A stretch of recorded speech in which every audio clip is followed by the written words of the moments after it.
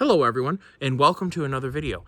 We are doing a very exciting channel cooperative video. This is part 2 of the whole discussion of new versus old and what I went through on trying to keep on the road older trucks, trying to do the same things that I do with a new truck, and what eventually led me to go down the new truck route. I'm sure a lot of you guys are going through that discussion in your head.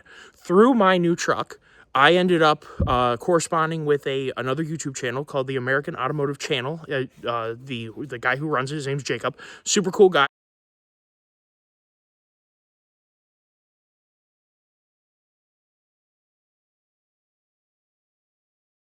From New York, and him and I actually ended up hitting it off into quite a really awesome friendship. Like, I'm really pumped about meeting a new friend. And one of the first things we talked about was, what about doing some collaborations between YouTube channels?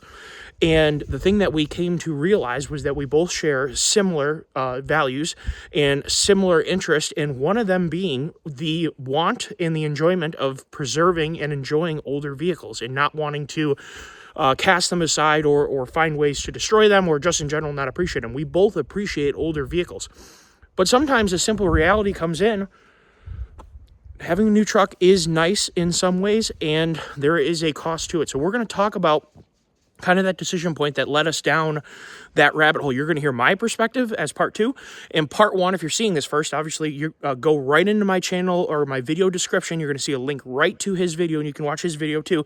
I highly recommend you do that because he has some very interesting perspectives. He lives in New York. He lives in a completely different state than me. I'm actually excited to see what his perspective is. Now, he restored a Cat Eye half-ton Chevy to be his tow vehicle, and he ran that for like 50,000 miles with a LQ9 Vortex swapped into it, with several upgrades like a built 4L60E and other supporting mods to be able to have that. So I'm curious about what his perspective on it would led him down the road to get a new truck, just the same as I'm going to share with you the things that led me down the road in my kind of buying path of, you know, having older trucks, still loving older trucks, but currently not having any but one on insurance with a plate that I'm driving normally for many reasons, and stay tuned for those reasons. All right, the first and most important part of this conversation is you're not going to hear me tell you that it's cheaper to have a new truck. By nature, obviously, you've looked at the truck prices, it costs money to have a new truck. But that money is supposed to go toward something, some creative value to you. And the biggest value that it creates for me is time. Time as a father, as a dog owner, as a hunter, as a sailor, as many different, I play a lot of different roles. I really like going camping and trail riding and all those other things. There's only so much time in the day because you got to work too. And then making YouTube videos. The last, I got my 2019 F-250 in 2019, obviously. And that truck was bought after I had a 2017 Power Wagon. I had already gone down the venture of new truck. The 2017 Power Wagon opened up a lot of doors for me because it allowed me to have the time to start to take both my Cummins and my Excursion off the road to fully restore them. The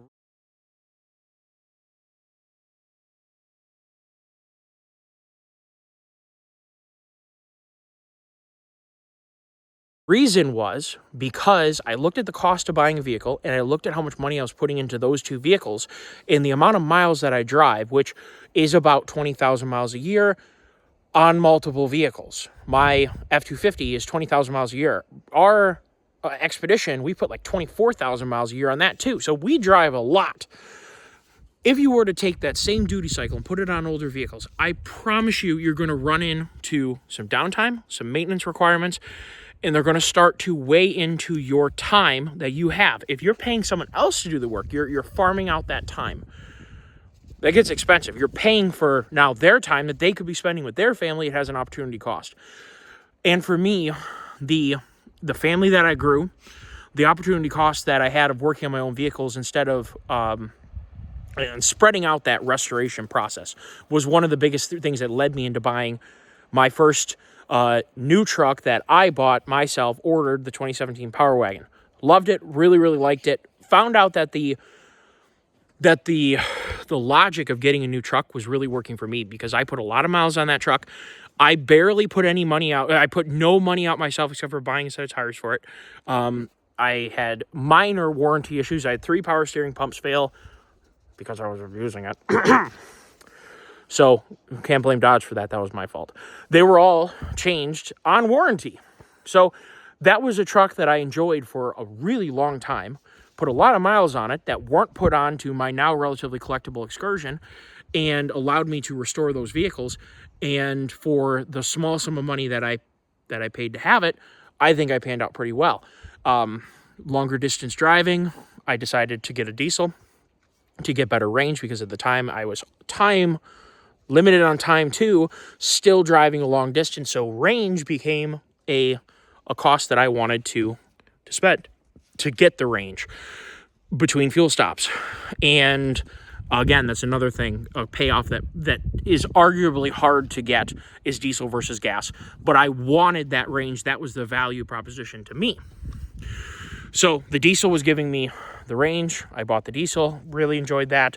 Put 64,000 miles of lots of fun, tons of trips, tons of really great stuff on that truck. Went through the whole, I paid off the truck. Warranty was gone, and upon losing the warranty is what keyed me into buying my 2023 7.3 gas that people watch the channel have seen many times. The biggest value proposition to me for new vehicles is both the time that I don't have to spend fixing them, and the fact that if something does happen, it's not my problem to fix them. It's drop the truck off at the Ford dealer and walk away and go drive something else. I can find something else to drive. And if there was something really catastrophic, I could get a new truck or pick up a cheaper truck, or I have that 01 Chevy that I like to work on. I can drive that, among other old trucks that I have. So that really is a huge payoff. For me, it may not be for you, but time is the biggest driver for me to buy a new vehicle. And also, like I said, the protection that I get of having the warranty. The loss of warranty. Now, because of the channel, I'm going to tell you guys right now, I'm going to break my own rules. I am going to throw my own convictions out the door, because I have several friends wanting to know how the 7.3 holds up long term. I have many viewers like you guys who want to know how the 7.3 holds up long term. I am planning on keeping my 7.3 in the long run. That means it's going to be out of warranty, so this is going to be interesting. And I'll tell you right now, it's not my normal MO at all, because I do really like staying in that warranty period and ensuring the protection for myself of not having to pay out of pocket for something. When you're working on an old vehicle, you are solely responsible for that out of pocket cost. And if it's something severe like my buddy just had we think it was an injector go bad on his LB7 Duramax. Surprise, surprise. I know you're saying surprise, surprise, but it didn't give any indications. That's the weird thing. Well, it trashed a piston and the motor's junk. So a very expensive course of action has to happen. He bought a parts truck with a running truck, and he's been driving that in this period of time, because the cost of buying a new LB7 is substantial. If your truck has a transmission failure, you could get a junkyard trans, or you could get a parts truck with a good trans and snag the trans. That's all true. Or you could pay at least a couple grand, if not more than a couple grand, depending on your trans. Generally, Allison's run $5,000 and up. 66 RV, same thing. 68 RV, similar deal. Newer transmissions, 6 speeds, generally $5,000 and up. Older transmissions, and things have changed as I got my trans built and my Cummins and my Excursion, but 2 4-speeds, they were in the $2,000 territory. I don't think you could get that right now. If any of you guys own transmission shops or are trans builders, or recently had a transmission serviced, or really any service, you should actually put that down below of what you had to pay if you want to share it, because I'm actually genuinely interested in what the prices are. What I have found is the longer you drive older vehicles, the more miles you put them on in a period of time, the more you have to service them. And the more you put aftermarket parts in the vehicle, the shorter distance you can go and the shorter time you can go between having to have another service. Because my experience has been aftermarket components that are not the OEM parts, in a lot of cases that's all you can get for older vehicles, are not as good as the OEM parts when they first came out.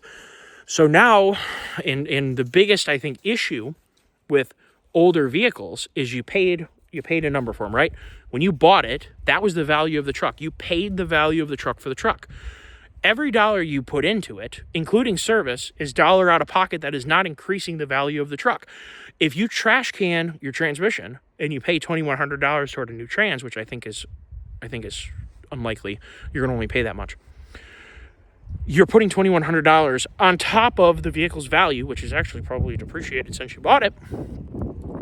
So you're really behind already.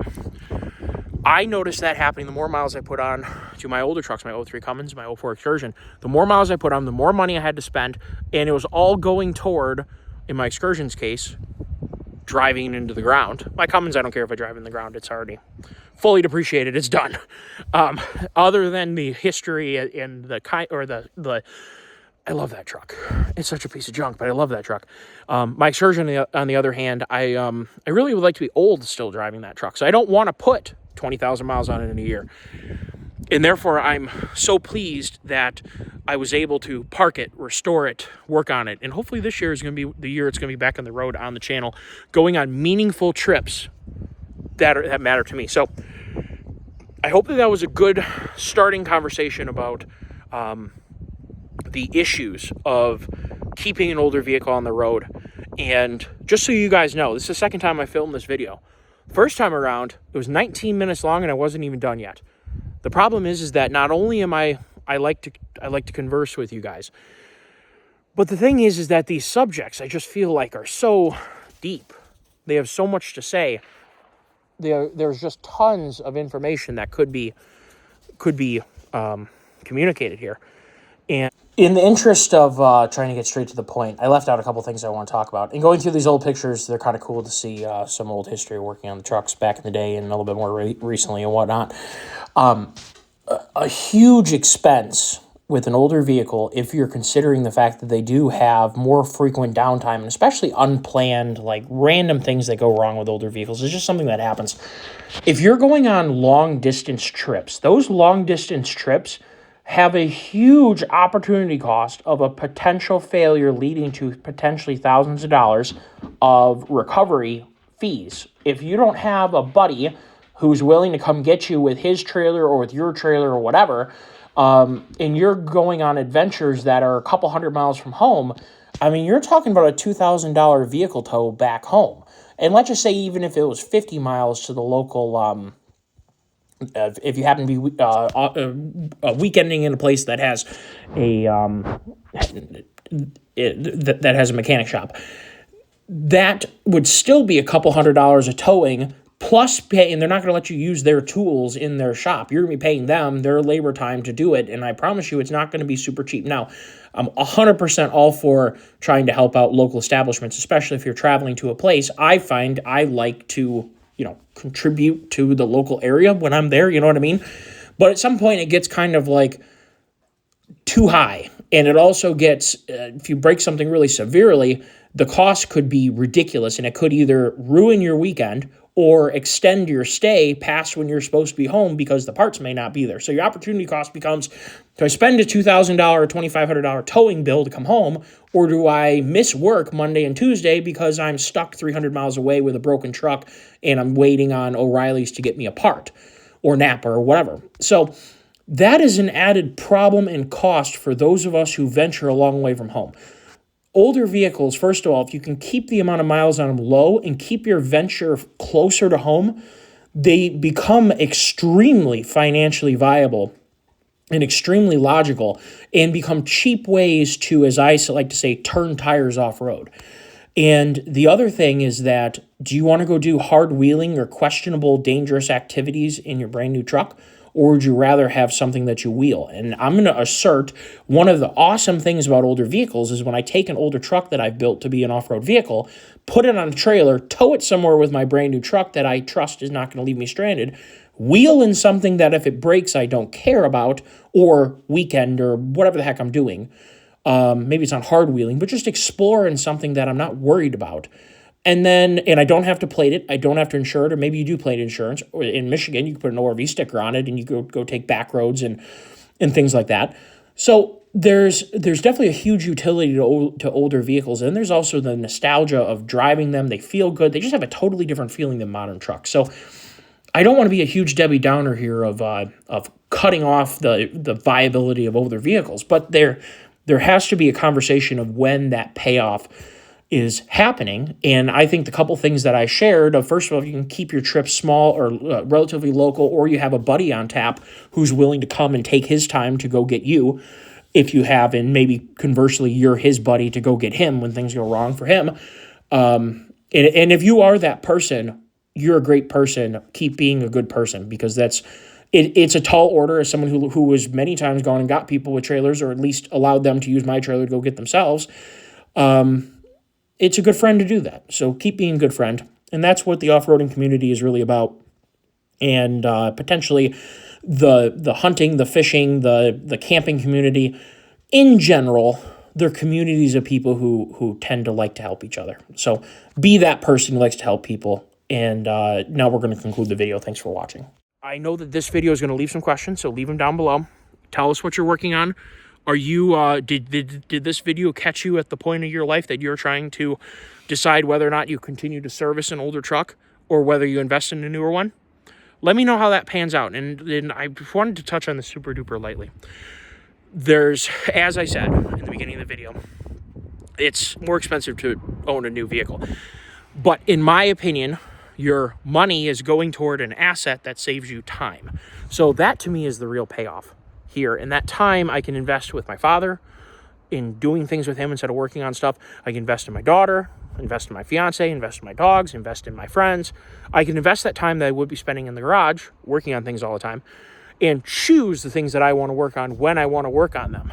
And we'll see where that takes us, because I have a repertoire of older vehicles, a lot of older vehicles that I could be working on, and I'm not this second, but all those become interesting assets for the channel. So we'll kind of see how this evolves and how time pans out with the channel, of maybe I can trade some normal work time toward working on older vehicles for the betterment of the channel to make more interesting stuff. We'll see how this pans out. But